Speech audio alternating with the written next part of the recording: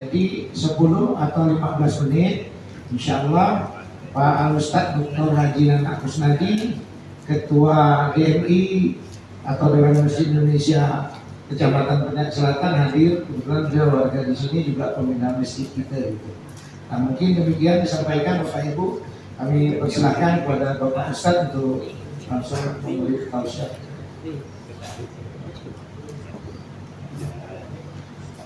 Bismillahirrahmanirrahim. Assalamualaikum warahmatullahi wabarakatuh.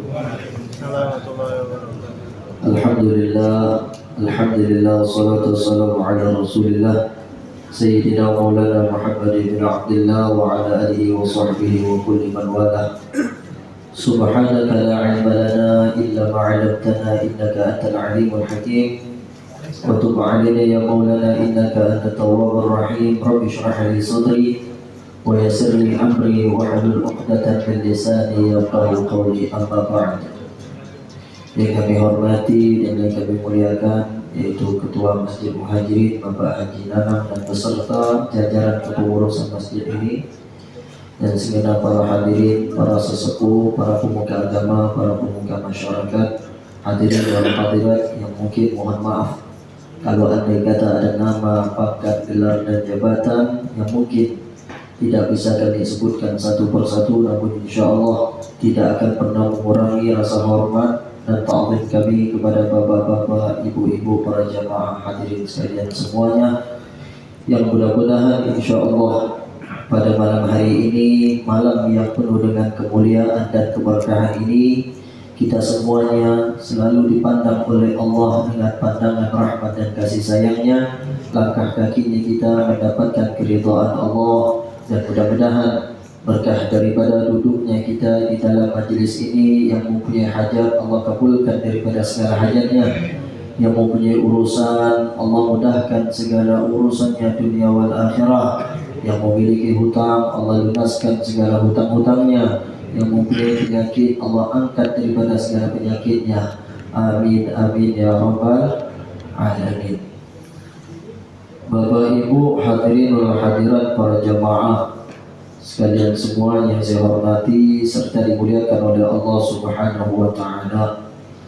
Sebagaimana tadi yang telah disampaikan oleh Ayahanda Bapak Haji Nanang, ya, beliau telah menyampaikan kepada kita bahwasanya pada malam hari ini adalah malam yang mana kita akan melepas untuk perjalanan haji Ayahanda Bapak Insinyur Gusti Ahmad Fadilah, dan begitu juga dengan Ibunda Dardanila, yang insya Allah beliau akan melaksanakan safar haji, perjalanan dalam ibadah haji, yang memohonkan kepada kita semuanya para jemaah mudah-mudahan di dalam perjalanannya diberikan kemudahan oleh Allah Subhanahu wa taala, diberikan perlindungan oleh Allah, diberikan keamanan oleh Allah, diberikan keselamatan oleh Allah, sehingga pergi dalam keadaan selamat, pulang juga dalam keadaan sehat walafiat, dan menjadi Allah jadikan hajinya yaitu haji yang mabrur, yang diterima di sisi Allah Subhanahu wa taala. Amin amin ya rabbal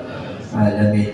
Labbaik Allahumma labbaik, labbaik la syarika laka labbaik, innal hamda wan ni'mata laka wal mulk la syarika lak. Labbaik Allahumma labbaik, labbaik la syarika laka labbaik, innal hamda wan ni'mata laka wal mulk la syarika lak. Labbaik Allahumma labbaik, labbaik la syarika laka labbaik, innal hamda wan ni'mata laka wal mulk la syarika lak. Labbaik Allahumma labbaik, labbaik la syarika laka labbaik, innal hamda والنعمة لك والملك لا شريك لك لبيك اللهم لبيك لبيك لا شريك لك لبيك إن الحمد والنعمة لك والملك لا شريك لك لبيك اللهم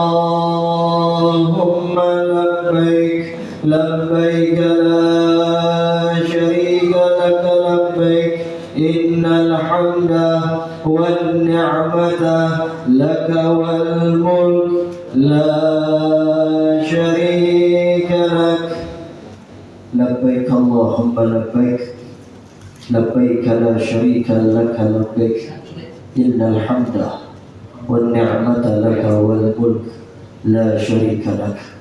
Panggilan ini adalah panggilan ketika kita dipanggil oleh Allah Subhanahu wa Ta'ala. Ketika Allah memanggil daripada hamba-Nya untuk datang ke tanah haram, untuk datang ke tanah suci, mengunjungi rumahnya, untuk menziarahi daripada makam kekasihnya, maka pada saat itulah kita akan datang memenuhi panggilan Allah dengan mengatakan labbaik Allahumma labbaik, iya ya Allah, kami datang memenuhi panggilan-Mu ya Allah. Maka saat itu dijawab oleh Allah ketika hamba-hambanya datang ke rumahnya Allah memenuhi panggilan Allah, maka dijawab oleh Allah labbaika ya abdi wa sa'da alaik. Maka saat itu dijawab oleh Allah Subhanahu wa Ta'ala, iya wahai hambaku, sesungguhnya aku datang memanggil kepadamu dan kebahagiaan akan aku berikan kepadamu, kata Allah Subhanahu wa Ta'ala. Oleh sebab itu ayuhal ikhwan, pada malam hari ini kita bersama-sama menyaksikan bahwasanya panggilan haji, seseorang yang melaksanakan ibadah haji dan umrah, sesungguhnya itu adalah merupakan orang-orang yang dipanggil oleh Allah Subhanahu wa Ta'ala, orang-orang yang dimampukan oleh Allah. Banyak yang kita dapatkan dan yang kita temukan ketika orang-orang yang memiliki kemampuan namun belum ada panggilan di dalam dirinya. Dia memiliki harta yang begitu berlimpah dan banyak, namun juga tidak mengetuk daripada hatinya untuk datang memenuhi panggilan Allah Subhanahu wa Ta'ala. Akan tetapi berapa banyak orang-orang yang kita menyaksikan, yang kita saksikan, orang yang dari segi ekonominya kurang mampu. Akan tetapi kalau memang itu adalah merupakan panggilan Allah, maka tidak mustahil bagi Allah Subhanahu wa Ta'ala untuk memenuhi, untuk memanggil daripada hamba tersebut. Saya pernah melepaskan daripada jamaah haji yang ada di daerah Kamboja. Saat itu saya menyaksikan begitu luar biasa. Dia dari segi kehidupan Bapak Ibu bukanlah orang yang mampu. Hari-harinya penuh dengan keterbatasan. Hari-harinya hidup penuh dengan kesederhanaan. Tidak memiliki suami, tidak memiliki anak, ditinggal wafat oleh suami, ditinggal wafat oleh anak. Namun lihat, meskipun demikian, ketika datang panggilan Allah, maka pada saat itu beliau ditelepon. Dan pada saat itu pula beliau dikabarkan dan diberitakan bahwasanya pada tahun ini beliau dipanggil untuk melaksanakan ibadah haji. Allahumma shalli ala Muhammad. Kita jangan pernah pesimis, ya. Kita harus optimis. Kalau mungkin kita akan mengatakan, apakah mampu bagi saya untuk melaksanakan ibadah haji? Sementara haji ini harus memerlukan biaya yang begitu besar, biaya yang begitu banyak, waktu yang begitu lama. Kita jangan pernah pesimis. Kalau Allah sudah waktunya memanggil kita untuk memenuhi panggilannya, maka tidak mustahil bagi Allah dan tidak ada kata tidak mungkin bagi Allah Subhanahu wa Ta'ala untuk memanggil kita memenuhi panggilannya. Minta kepada Allah, selalu bermunajat kepada Allah. Karena ketika seseorang hamba yang mendekatkan diri kepadanya, seorang hamba yang selalu meminta kepadanya, maka saat itulah Allah Subhanahu wa Ta'ala telah mengatakan, wa idza sa'alaka 'ibadi 'anni fa inni qarib ujibu da'wata da'i idza da'ani, kata Allah. Wahai kekasihku Muhammad, apabila ada di antara hamba-hambaku yang pada saat itu mereka bertanya kepadamu di mana tentang keberadaanku, kata Allah Subhanahu wa taala, fa inni qarib, katakan kepada mereka, sesungguhnya aku dekat kepada mereka, kata Allah. Ujibu da'watad da'i idza da'ani, aku senantiasa menjawab panggilan daripada hambaku setiap kali mereka datang memanggil aku, kata Allah. Siapapun seseorang hamba yang ketika mereka selalu memanggil menyebut nama Allah, meminta kepada Allah, maka pada saat itulah Allah akan selalu memenuhi daripada permintaan hamba-hambanya. Saya teringat kalau cerita daripada haji ini, Pak, Bu, kalau umrah, haji ataupun umrah, saya teringat dulu, saya ini bukan orang yang mampu. Saya ini dari keluarga yang penuh dengan kesederhanaan kehidupan saya. Tapi saya punya tekad, ya Allah, ketika ada orang berangkat melaksanakan umrah, ketika ada orang melaksanakan ibadah haji, perjalanan haji, saya yang menangis pada saat itu, Pak. Demi Allah saya menangis.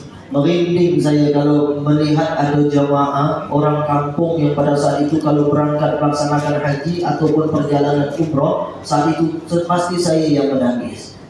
Kenapa? Karena saya teringat, saya kepingin, ya Allah, saya selalu minta kepada Allah dengan mengatakan, ya Allah, jangan kau matikan hamba sebelum hamba menginjakkan kaki hamba ke tanah haram. Ya Allah, jangan kau matikan hamba sebelum hamba dapat melihat mengunjungi rumahmu, ya Allah, dapat mengelilingi rumahmu, ya Allah. Itu selalu permintaan saya. Suatu ketika saya pernah menabung, dalam tabungan saya tersebut ternyata curi oleh seseorang, sehingga ludes tabungan saya pada saat itu. Sudah lumayan begitu, lumayan. Setiap kali saya dapat ceramah, setiap kali saya dapat rezeki dari mana pun saya dapat, selalu saya sisihkan. Lalu saya niatkan, ya Allah, saya niat untuk melaksanakan ibadah umrah. Yang kedua kalinya saya pun mencoba kembali, saya tidak putus asa. Saya minta doa kepada saya punya umi dan abah. Mi, abah, tolong doakan saya supaya saya bisa sampai ke tanah haram. Saya mengatakan, tolong doakan kami supaya kami sampai ke tanah haram. Maka jawaban saya punya umi dan abah, insya Allah kamu pasti akan sampai. Saat kedua kalinya saya coba untuk menabung. Saya tabung yang kedua kalinya, berapa saya punya rezeki saya sisihkan. Begitu saya sisihkan tabungan saya, Bapak Ibu, apa yang terjadi di pertengahan daripada itu semua sudah begitu lumayan saya tabung, kemudian tabungan saya pecahkan. Kenapa? Karena di depan mata kepala saya di situ ada yang sakit, orang tua saya.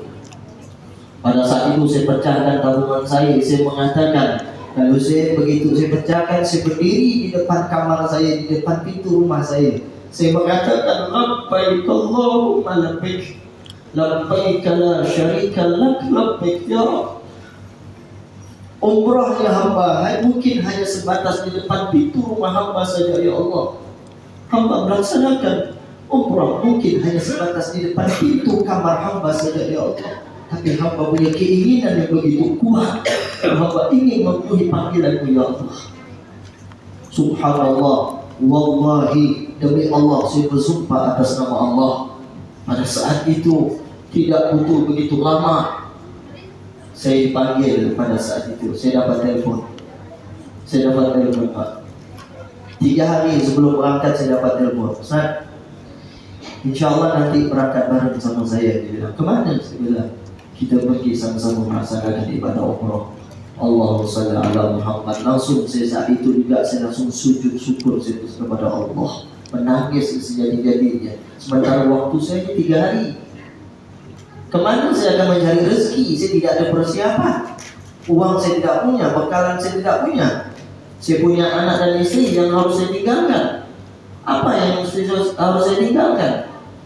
Saya tidak ada apa-apa yang bisa untuk saya tinggalkan. Tapi subhanallah, saya datang kepada salah satu guru saya curhat kepadanya, saya ceritakan kepadanya. Satu sisi saya mendapatkan berita yang begitu bahagia. Tangisan yang pertama itu adalah tangisan bahagia, rasa syukur saya kepada Allah. Dan tangisan yang kedua adalah saya itu berpikir apa yang nanti yang akan saya tinggalkan untuk anak dan istrinya saya.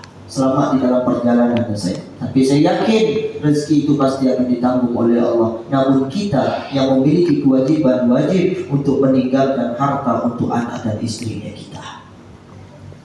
Pada saat itulah kata saya punya guru apa? Kamu jangan pernah merasa khawatir. Kenapa? Karena di sini yang berkeinginan itu adalah Allah. Yang memanggil kita itu adalah Allah, bukan keinginan kita, tapi ini keinginan Allah. Kalau Allah sudah punya keinginan, maka tidak ada yang sulit bagi Allah Subhanahu wa taala. Bukan kita yang ngatur, bukan kita yang mau, dan bukan kita yang punya kehendak, tapi Allah yang punya mau, Allah yang berkehendak. Maka pada saat itu subhanallah, saya punya rezeki 2 hari sebelum saya berangkat, 1 hari sebelum saya berangkat. Pada saat itu rezekinya itu mengalir seperti keran air. Allahumma shalli ala Muhammad. Ini pengalaman ayuhal ikhwan, yang artinya apa? Kita jangan pernah pesimis.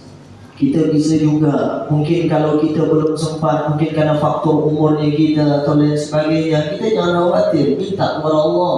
Mungkin bisa saja dengan sedekahnya kita infakkan sedekah hartanya kita masukkan daripada hartanya kita, lalu kita niatkan, ya Allah, tolong sampaikan saya ke tanah haram untuk melaksanakan ibadah haji dan umrah. Tidak apa-apa niat kepada seperti itu.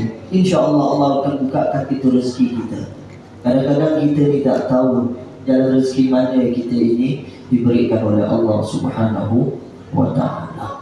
Saya hanya bisa berpesan kepada Bapak Gusti dan begitu juga dengan istri dan beserta keluarga. Kami hanya bisa berpesan, kelak nanti ketika sampai di tanah haram, maka ini adalah suatu perjalanan rohani, bukan seperti perjalanan kita wisata, bukan seperti perjalanan kita itu harus kita huru-hara, tapi ini adalah perjalanan rohani yang tujuannya kita itu adalah ibadah. Yang harus dijaga itu adalah 3: hati, mata, dan lisannya kita. Karena tidak gampang untuk perjalanan di sana, itu tidak gampang. Hati kita nanti akan selalu berkata-kata. Apa yang kita pandang, mulut kita ini gatal untuk berbicara. Jangan sembarangan ketika itu untuk berbicara sampai di sana. Fokus kita dengan ibadahnya kita. Fokus kita dengan perjalanan ibadahnya kita. Fokus kita dengan apa yang menjadi tujuan utamanya kita. Betulkan niat, luruskan niatnya kita. Semata-mata kalau kita datang itu adalah untuk memenuhi panggilannya Allah Subhanahu wa ta'ala. Sehingga Allah akan memberikan kepada kita semuanya adalah haji yang mabrur, yang diterima di sisi Allah Subhanahu wa ta'ala. Al-hajjul mabrur laisa lahu jaza' illa jannah. Kata Rasulullah, orang yang mendapatkan haji yang mabrur tidak ada balasan bagi orang tersebut kecuali berupa surganya Allah Subhanahu wa ta'ala. Ya. Kita semua berharap amal ibadah kita diterima, karena di semua tempat itu, di tanah haram itu ada beberapa tempat lokasi itu adalah tempat-tempat kita mustajab berdoa. Sebelum kita melaksanakan perjalanan, kata Rasul sallallahu alaihi wasallam dalam sebuah hadis, beliau telah bersabda, da'watun mustajabah la syakka fihinna. Kata Rasulullah, ada 3 orang yang apabila dia berdoa, doanya diijabah dan tidak ada keraguan di dalamnya, kata Rasulullah. Yang pertama adalah da'watul walid, doanya orang tua untuk anaknya.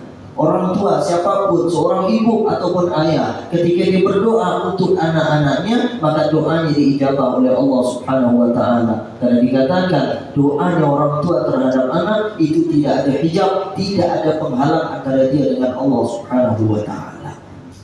Apalagi kita duduk dalam majlis seperti ini, waktu yang begitu mulia, diguyur oleh hujan. Ini adalah waktu-waktu yang begitu double yang diberikan oleh Allah, triple oleh Allah. Duduk dalam majelis ilmu, berada pada malam Jumat, dan turunnya hujan. Itu adalah 3 waktu yang waktu diijabah oleh Allah Subhanahu wa ta'ala ketika kita berdoa.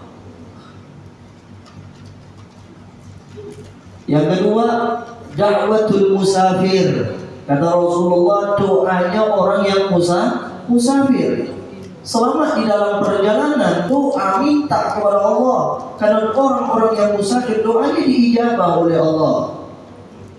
Makanya Bapak Ibu para jamaah sekalian semuanya, karena kesempatan pada malam hari ini kita akan mengantar daripada salah satu jamaahnya kita untuk melaksanakan walimah, untuk melaksanakan safar haji, perjalanan haji. Jangan lupa selalu menitipkan doa kepada beliau, minta kepada beliau, sampaikan doa, minta sambung doa, sampaikan kepada beliau, Pak, tolong ketika kelak nanti sampai di depan makamnya Rasulullah, tolong sampaikan salam kami untuk baginda Rasulullah. Ketika Bapak kelak nanti di hadapan Ka'bah di rumahnya Allah, maka tolong sebut nama kami, panggillah kami agar kami juga bisa bersama-sama memenuhi panggilan Allah Subhanahu wa taala ke Baitullah. Titip doa. Mungkin kalau Bapak Gusti itu susah nak ingat yang satu-satu, begitu ramai yang menitip doa, ya kan? Di jamak ya Pak. Mana orang ini? Mana dah kita ni? Mana? Masya Allah. Ini kalau nak nitip, kalau nak sebutkan satu-satu ni ramai. Mana nak ingatnya? Pak Nanang mau enggak? Pak Suryadi mau enggak? Pak Anok mau enggak? Ini susah ni. Jadi cukup ya Bapak tu nyebutkan, ya Allah, sebagaimana para jamaah Masjid Muhajirin semuanya menitipkan doa kepada saya, maka saya sampaikan semua permintaanmu kepada permintaan mereka kepadamu ya Allah, karena sangkaan baiknya mereka kepada kami ya Allah. Begitu. Sampaikan. Ketika di depan makamnya Rasulullah, sampaikan, ya Rasulullah, saya ingin menyampaikan salam pesan daripada umatmu, yaitu dari para jamaah Masjid Muhajirin, baik dari laki-laki dan perempuan, ya Rasulullah. Sampaikan. Titip salam kepada Rasulullah. Mungkin bapak-bapak haji, ibu-ibu hajah yang sudah pernah berangkat, tanyakan pengalaman mereka itu bagaimana perjalanan ketika melaksanakan ibadah haji. Itu butuh kesabaran, butuh ketabahan. Maka saya pesan itu hanya 3: hati, mata, dan lisan. Hati, mata, dan lisan. Kita tak bisa sembarangan untuk berucap di sana. Saya pernah mengatakan kepada teman saya, cuma bergurau niat hati saya Pak. Saya waktu itu cuma bergurau. Saya bergurau dengan teman saya apa? Waktu itu kami di Madinah untuk menuju ke Mekah. Saya katakan kepada teman saya, hati-hati barang bawaanmu, baik-baik nanti tinggal, kata saya. Cuma bergurau. Saya tidak ada apa-apa, cuma bergurau, hati-hati barang bawaanmu tinggal. Dan saya bilang, subhanallah, begitu sampai ke Mekah, yang tinggal itu barang saya, bukan barang dia. Allahu Akbar. Sejak itu dalam hati saya tak ada jelas, saya nak berucap jelas. Saya bilang, cukuplah bergurau, kata saya. Nanti kalau dah sampai di sini, barulah betul-betul kita bergurau sama dia. Karena itu luar biasa Pak. Nanti ketika Bapak nanti akan menyaksikan berbagai macam orang tabiat nanti.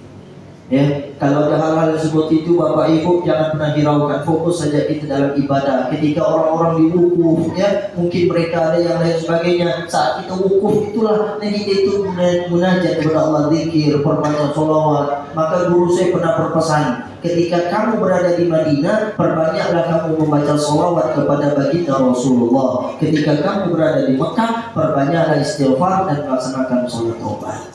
Seperti itu. Ya. Setiap hari sedekah, setiap subuh sedekah subuh. Kasih kepada jamaah-jamaah siapapun di sana, tukang musik, tukang minta ke siapa, siapkan memang. Ya, siapkan memang uang-uang kecil kita, uang ini kita siapkan setiap hari kita sedekah subuh. Itu amalan seperti itu. Yang penting Bapak, kalau tidak ada Bapak Ibu, kalau tidak ada sesuatu yang penting bagi kita, Pak, daun zikir, sholawat, maka pegang tasbih digital. Biar orang bilang kita lagak, tak ada orang nak uluk-uluk kita di sana. Pegang. Tujuannya apa? Supaya kita tidak lepas zikir kita. Sholawat, amalan kita yang ketika kita di sini kita amalkan. Kemudian saat jumrah, Bapak Ibu nanti saat melakukan jumrah, bedanya kalau umrah itu dengan haji tak ada jumrah ya, lempar. Kalau umrah tak ada. Saya pun pengen rasa nak melakukan haji, mudah-mudahan dah disampaikan sama Allah.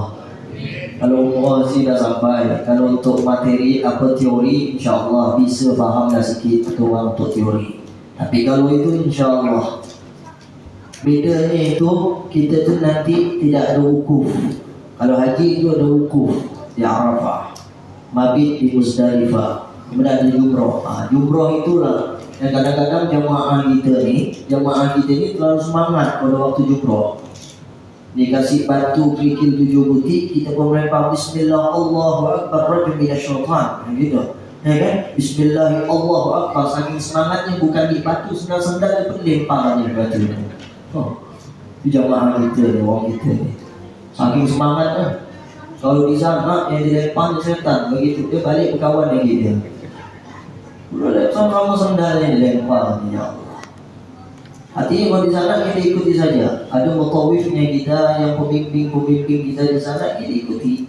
Kalau ada sesuatu yang tak penting jangan kita lakukan. Udah seperti itu. Daripada nanti kita kena dam, kita denda nanti harus potong 1 ekor kambing di sana. Tapi pada sebelumnya memang kita sudah dikenakan dam terlebih dahulu seperti itu. Jangan memakai wangi-wangian saat menggunakan ihram seperti itu. Kita jangan tergiur dengan dindingnya Ka'bah di saat kita melakukan rukun haji yang kita yang pertama. Kita jangan tergiur. Jangan kita langsung semata-mata langsung mengejar dinding Ka'bah, kita langsung musaf dinding Ka'bah, kita peluk, jangan. Karena dinding Ka'bah itu sudah dilumuri oleh minyak wangi. Kalau itu kita langgar, kita kena dam. Tapi kalau dia tawaf sunnah, hanya tawaf sunnah, tawaf biasa, tawaf sunnah, tidak masalah. Mau kita peluk, kita cium, kita puput, tidak jadi masalah. Ya. Nah, itu harus diperhatikan. Jangan kita abaikan. Selama di dalam perjalanan itu semua harus kita perhatikan, jangan pernah kita abaikan. Dan sebagaimana pesan-pesan tersebut yang sudah kami sampaikan, dan itu harus kita jaga. Terutama itu kita luruskan niatnya kita. Kita melaksanakan ibadah ini, perjalanan ini semata-mata untuk memenuhi panggilan Allah Subhanahu wa ta'ala. Dan bagi para jemaah sekalian semuanya, kita itu juga bisa, ya, tidak ada yang mustahil bagi Allah. Maka jemaah haji itu biasanya enggak tua-tua sedikit kalau udah berangkat, ya kan? Karena siang enggak nunggu itu begitu lama. Ada sampai belasan tahun, puluhan tahun baru dia bisa berangkat. Iya kalau panjang umur. Maka kalau kita nak tabung haji, tabung memang. Kalau ada rezeki boleh kita nak tabung haji. Tapi kalau ada rezeki lebih, kita umrah dulu. Jadi kita bisa tahu sampai di sana. Jadi begitu ada waktunya, panggilan waktu haji, ya bisa baru kita melaksanakan ibadah haji kita. Bapak, Ibu, hadirin wal hadirat yang saya muliakan, serta dirahmati oleh Allah Subhanahu wa ta'ala. Karena memang ekstra sabar.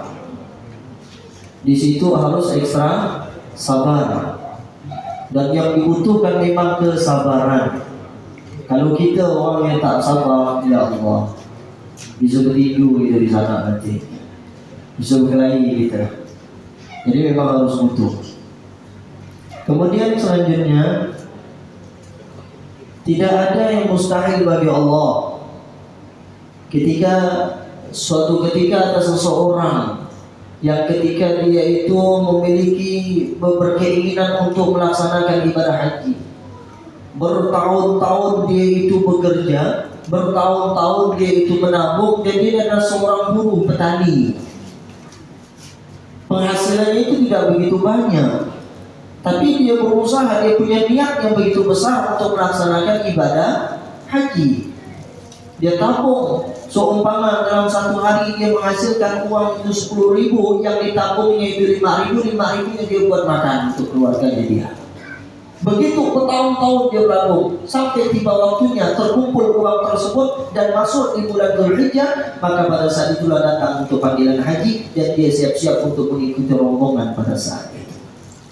Apa yang terjadi, Pak? Sebelum keberangkatan daripada beliau, pada saat itu ia pernah musyaffaq. Dalam sebuah riwayat dikatakan itu terjadi pada zaman Sayyidina Abdullah ibn Mubarak, salah satu ulama dari kalangan tabi'in. Ketika sampai tiba waktunya, malam harinya beliau mendengar ada suara tangisan seorang anak. Tangisan anak yang begitu mengiang-iang di telinganya. Sehingga pada saat itu apa? Dia sampaikan kepada istrinya, wahai istriku, dari tadi aku mendengar suara tangisan tersebut dan tidak pernah berhenti. Coba kamu cari, kamu cek di mana suara tangisan tersebut. Setelah istrinya mencoba untuk mencari tahu di mana suara tangisan itu, subhanallah, ternyata ditemukan, ternyata suara itu adalah suara anak-anak yatim piatu yang ditampung oleh seseorang yang ada dalam rumahnya tersebut. Lalu istrinya Musyafaq bertanya, ini siapa? Mereka ini siapa? Anda dan mereka semuanya ini siapa? Maka si ibu asuh tadi mengatakan apa? Saya adalah sebagai pengasuh anak-anak yatim piatu yang ada di sini. Dan mereka semua yang hadir di sini, yang ada di sini, ini semuanya adalah anak-anak yatim piatu yang kami tampung mereka. Lalu dia mengatakan, kenapa mereka semuanya menangis?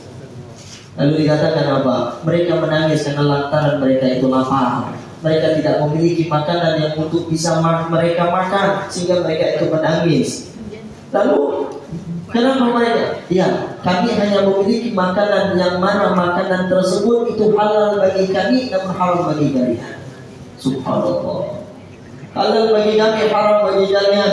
Sehingga apa? Yang kami aduk, yang kami masak, yang kami godak kuah ini adalah kami hanya ingin menaikkan aroma makanan tersebut supaya mereka merasa akan aroma masakan yang kami makan, supaya mereka itu tertidur dan lupa dengan rasa laparnya mereka ketika subuh.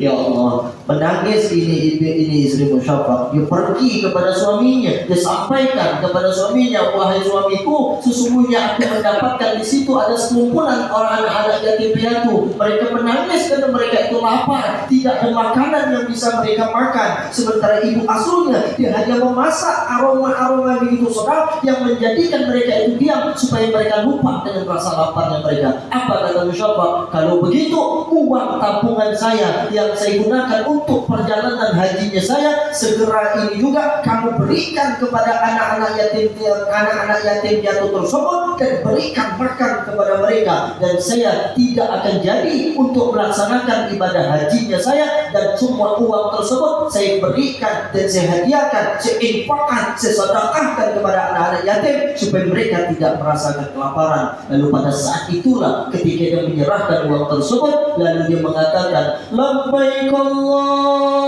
Allahumma labbaik, labbaik la syarika laka labbaik, innal hamda wan ni'mata laka wal mulk la syarika lak. Ya Allah, hajinya saya hanya sebatas di depan pintu rumah saya saja, ya Allah. Sementara saya batalkan karena terdapat di antara anak-anak yatim piatu yang saat ini mereka dalam keadaan lapar, ya Allah.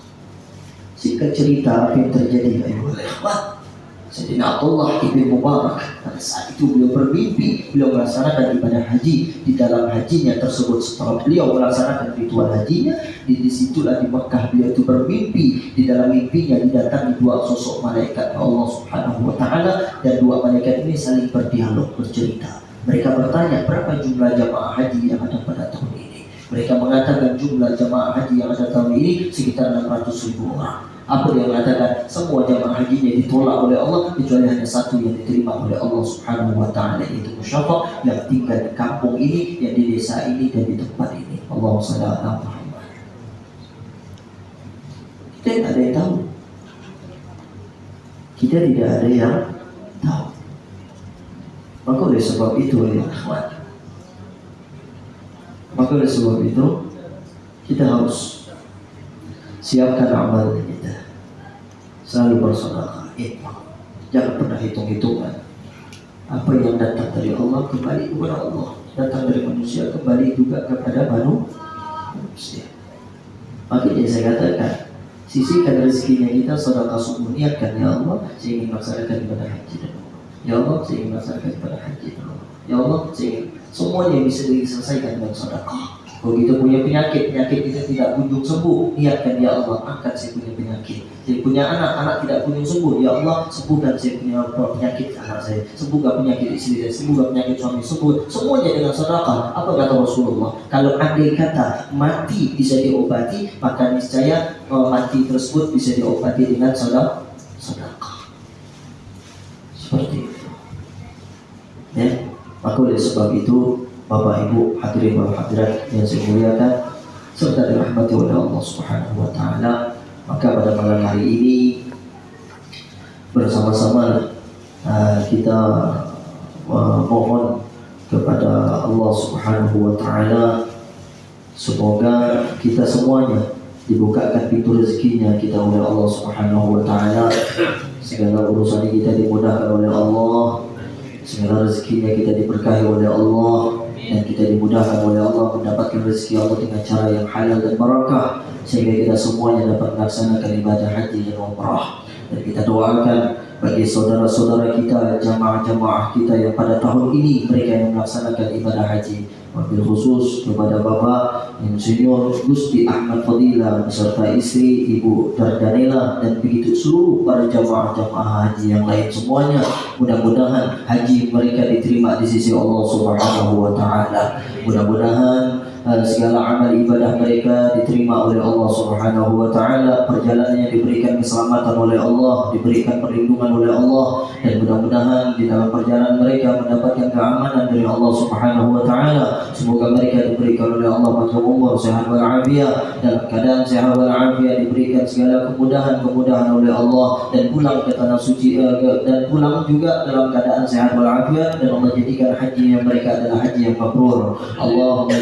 Allahumma ja'alhum hajjan mabrura, Allahumma ja'alhum hajjan mabrura, wa sa'yuhum sa'yan mashkura, wa dhanbahum dhanban maghfura, wa tijaratan lan tabura bi rahmatika wasi'a ya arhamar rahimin. Allahumma ya Rabbana, sebagaimana pada saat ini kami bermohon dan bermunajat kepada-Mu ya Allah, kami bermohon dan bermunajat kepada-Mu ya Allah. Di saat ini kami berkumpul dan kami meminta kepada-Mu ya Allah, sebagaimana pada saat ini ya Allah salah satu di antara anggota jamaah kami, Bapak Gusti dan beserta istri akan melaksanakan ibadah haji, maka selamatkan di dalam perjalanan mereka ya Allah. Jadikan haji mereka itu adalah haji yang mabrur, jadikan dosa-dosa mereka itu diampunkan ya Allah. Kau ampunkan daripada segala dosa-dosanya ya Allah. Kau berikan kemudahan di dalam perjalanan ya Allah. Engkau berikan ketabahan dan kesabaran di dalam melaksanakan ibadah haji mereka ya Allah. Engkau berikan keamanan di dalam ibadah haji mereka ya Allah, sehingga mereka sampai di sana dalam keadaan selamat, mereka sampai dalam keadaan sehat walafiat, mereka dalam keadaan sehat walafiat, sehingga pulang juga dalam keadaan sehat walafiat, dan Kau jadikan haji mereka adalah haji yang mabrur. Begitu juga kami yang berkumpul pada saat ini ya Allah, maka penuhi panggilan kami semuanya ya Allah. Panggillah kami semuanya ya Allah,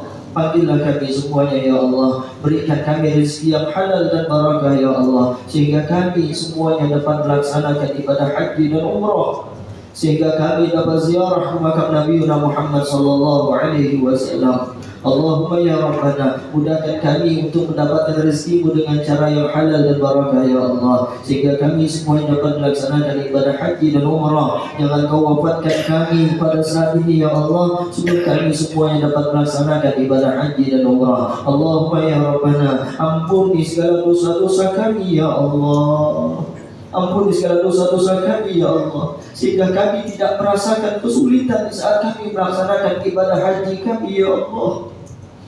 Maafkan kesalahan-kesalahan kami ya Allah, maafkan atas kezaliman-kezaliman kami ya Allah, maafkan atas kelalaian-kelalaian kami ya Allah, maafkan atas kekhilafan dan kekurangan kami ya Allah, sehingga kami tidak mendapatkan kesulitan di saat kami melaksanakan ibadah haji kami ya Allah.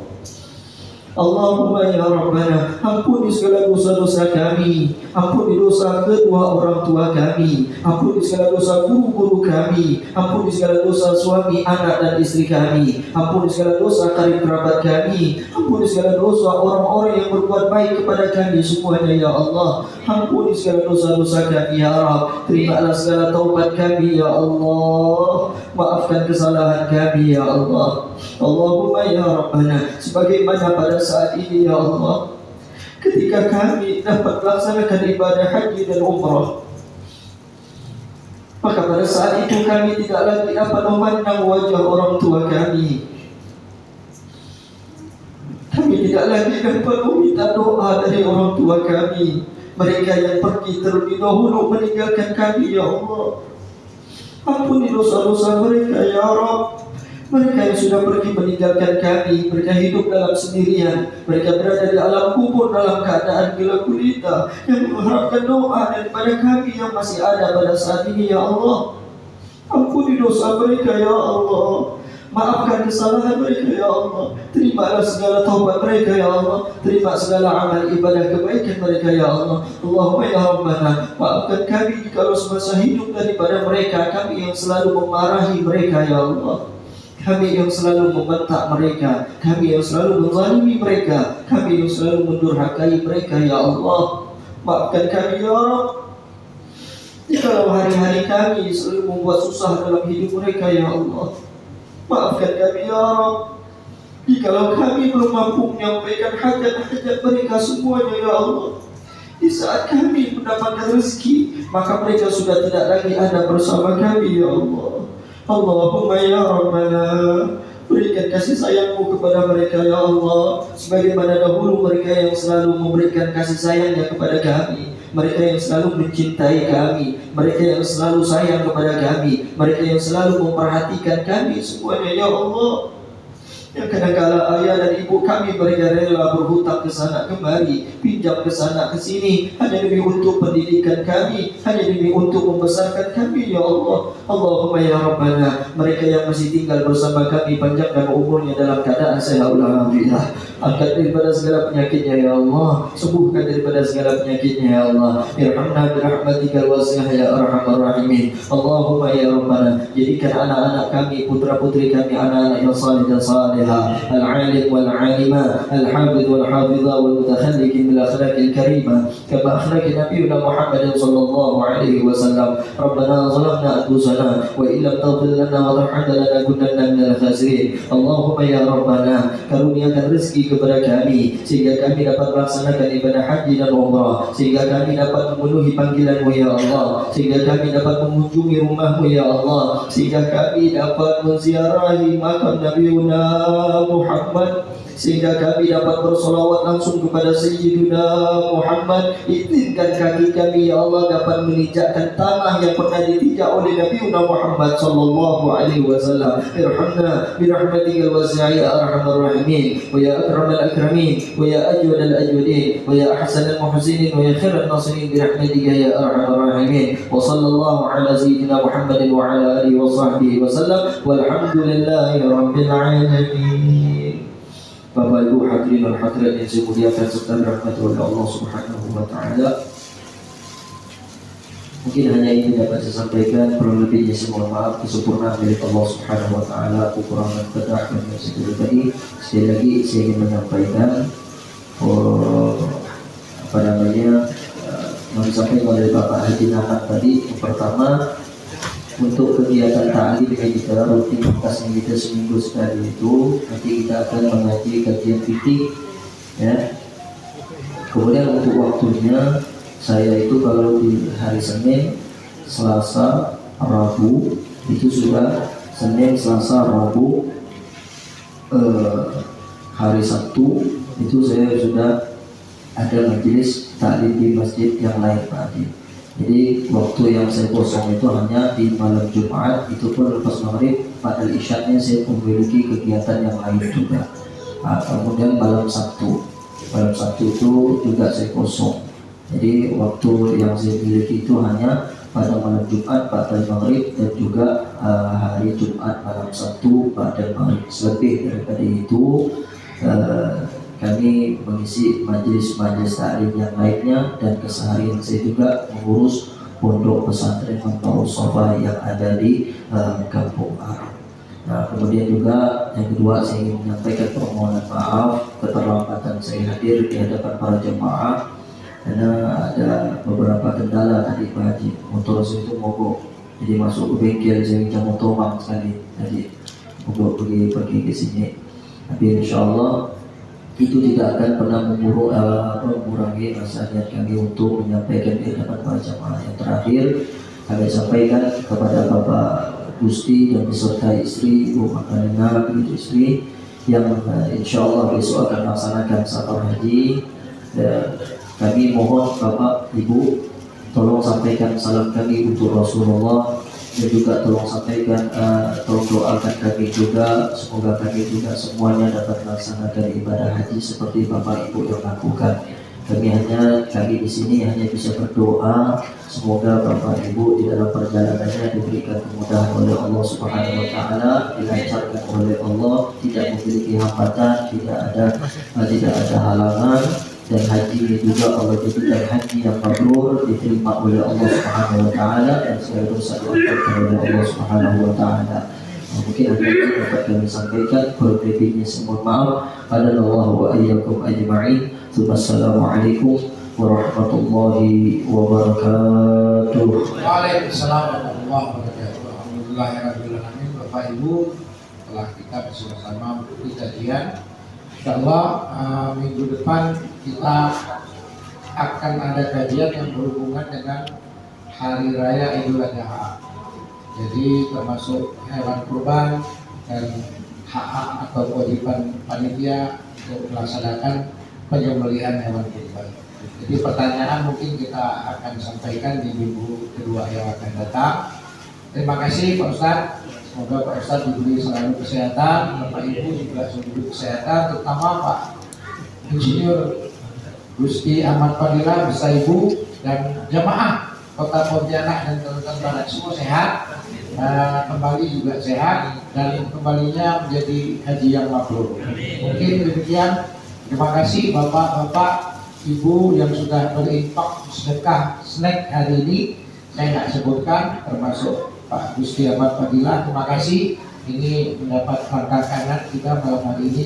Demikian yang kami sampaikan. Mohon maaf bila ditopik beliau. Wassalamualaikum warahmatullahi wabarakatuh.